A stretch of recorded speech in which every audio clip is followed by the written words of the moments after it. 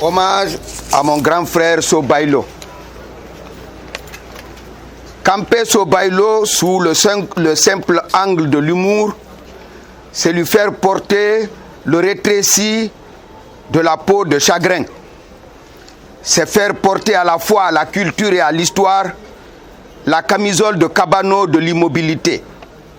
Car le défunt, qui a pris la position horizontale du voyage sans retour, est issu d'une famille profondément ancrée dans la culture islamique et qui constitue la charpente de l'histoire et sa perpétuation à travers les siècles du peuple Peul, du Fouta Toro, du Fouta Jalon, du Fouta Kinsi, du Fouta Fadagourma, du Massina, du Sokoto, étendu à l'Adamawa jusqu'à Garoua des Ayatou au nord Cameroun.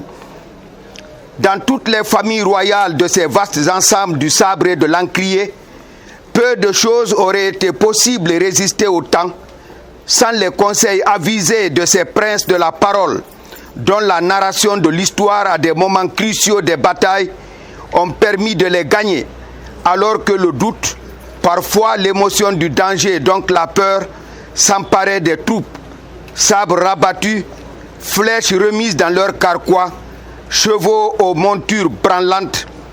C'est bien les Aouloubé, tête sainte du turban rouge, qui remobilisaient les troupes et les conduisaient à la victoire.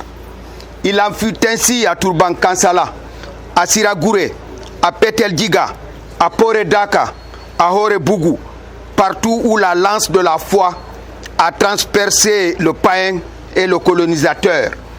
C'est à cette aristocratie de la culture, de la vérité et de la bravoure qu'appartient Sobaïlo, dont l'arrière-grand-mère Tchernobéli fonda l'une des plus célèbres écoles coraniques du Fouta Jalon, à Sengeti, plus tard à Djanweli, lorsque son fils Tchernoboubou créa le village situé entre Kakoni et Ouaradogou, en souvenir de l'originel Amadina Salam Baldé dans Mali.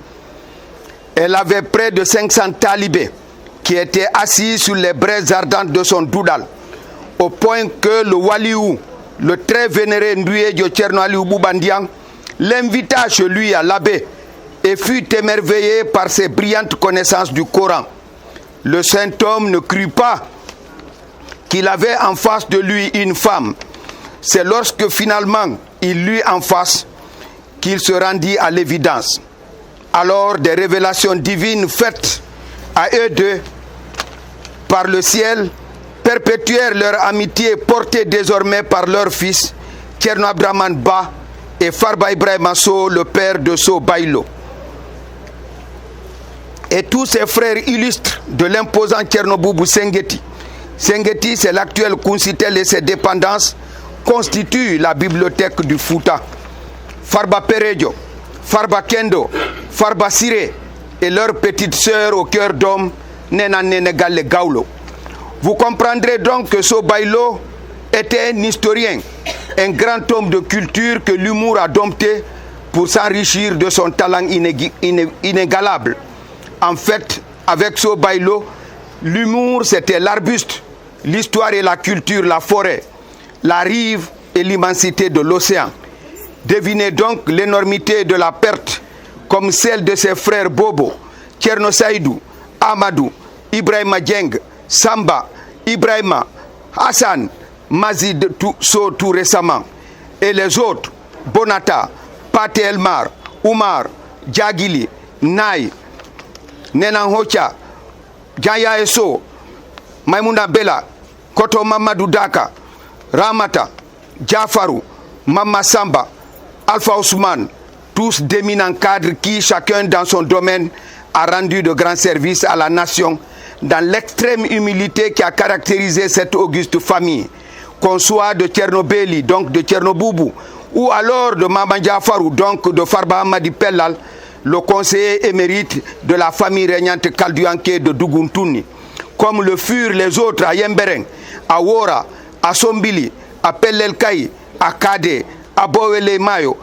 à Daleng, à Djari, à Lelouma, à Kola de Kankalabe, à Missi de Balla, à Timbi, à Tinka, à Timbo, à Dabola.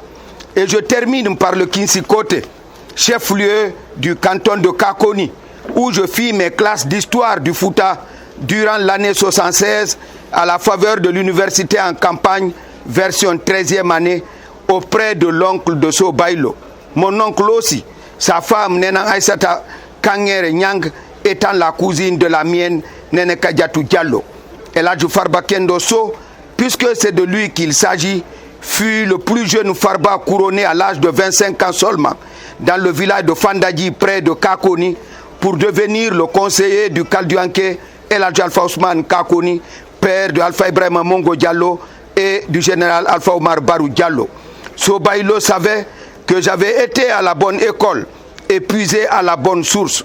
C'est pourquoi à toutes nos rencontres, chez Baba Siré ou chez ma belle-mère Hadjarou Giatou Diallo, fille de Tien Chérif Yembereng, à Hamdallah, il me demandait de lui rendre le savoir que j'ai pris à Kakoni chez son oncle El Hadj Farba Kendo.